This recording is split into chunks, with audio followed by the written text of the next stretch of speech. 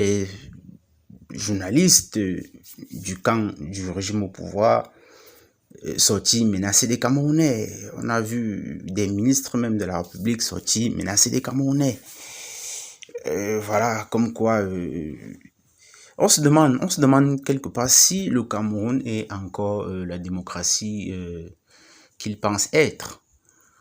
Ou alors nous sommes retournés à une époque beaucoup plus sombre de l'histoire du pays où c'était le parti unique, parce qu'il y a un journaliste, entre guillemets, parce que en réalité ce genre d'individu n'a de journaliste que le nom.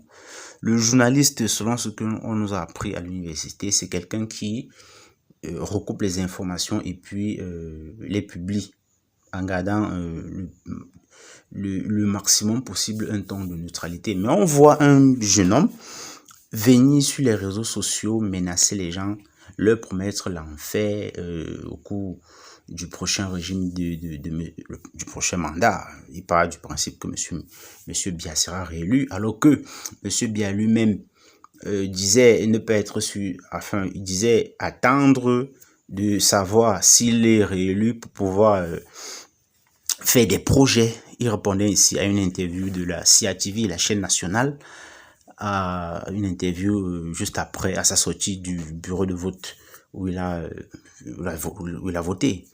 Voilà. Donc, M. Biya lui-même se montre mesuré quant à sa réélection, mais certains turiféraient, autoproclamés, parce que je ne pense pas que M. Biya soit celui-là qui les a envoyés vomir de la merde comme ça.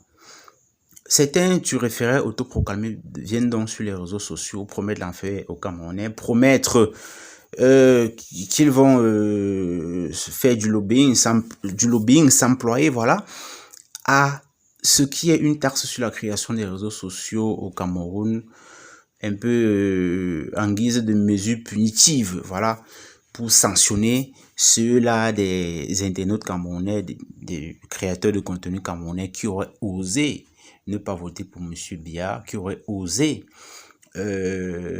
appeler à voter peut-être pour M. Chiroma ou un autre que M. Biya. À un moment, il faut qu'on nous dise si les gens veulent le retour au parti unique, bah, il faudrait qu'ils le disent clairement et que si la chose passe, voilà, qu'on y retourne et qu'on cesse de se voiler la face, qu'on cesse de s'illusionner. Parce que si on prétend que nous sommes dans un système multipartiste,